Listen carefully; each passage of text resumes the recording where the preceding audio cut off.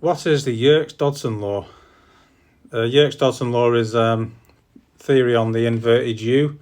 Looks like a bell-shaped curve, and the theory is if you have too little anxiety, you get poor performance, and if you have too much anxiety, you can get poor performance. So there's an optimal level at the top of the inverted U where you get peak performance.